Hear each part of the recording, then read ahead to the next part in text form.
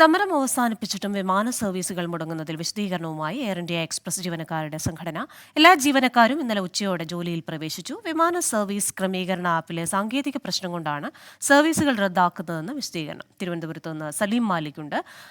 സലീം, 2 ദിവസത്തിനുള്ളിൽ വിമാന സർവീസുകൾ പൂർണ്ണമായി പുനരാരംഭിക്കും എന്ന വിശദീകരണം ഉണ്ടായിരുന്നു. എന്നാൽ ഇപ്പോഴും അത് സാധ്യമായിട്ടില്ല. ഈ ആപ്പിലെ ഒരു സാങ്കേതിക പ്രശ്നമാണോ സർവീസുകൾ റദ്ദാക്കാൻ കാരണം?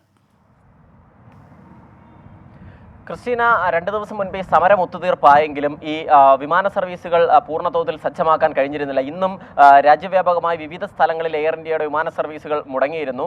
അതിൽ വലിയ പ്രതിഷേധം യാത്രക്കാരുടെ ഭാഗത്തു നിന്നുണ്ടാവുകയും ചെയ്തു. അതിനിടയിലാണ് ജീവനക്കാരുടെ സംഘടന ഈ നിലയിലൊരു വിശദീകരണവുമായി രംഗത്തെത്തിയത്. തങ്ങളെല്ലാവരും ഇന്നലെ ഉച്ചയോടുകൂടി തന്നെ ജോലിയിൽ പ്രവേശിച്ചു എന്നുള്ളതാണ് ജീവനക്കാരുടെ വിശദീകരണം. ഇപ്പോൾ ഈ സർവീസ് മുടങ്ങുന്നതിന് കാരണം ഈ വിമാന സർവീസുകൾ ക്രമീകരിക്കുന്നതുമായി ബന്ധപ്പെട്ട ഒരു ആപ്ലിക്കേഷൻ ഉണ്ട്. ആ ആപ്ലിക്കേഷനിലെ സെർവർ തകരാറ് മൂലമാണ് ഈ വിമാന സർവീസുകൾ മുടങ്ങുന്നത് എന്നുള്ള ഒരു വിശദീകരണമാണ് ഇപ്പോൾ നൽകിയിരിക്കുന്നത്.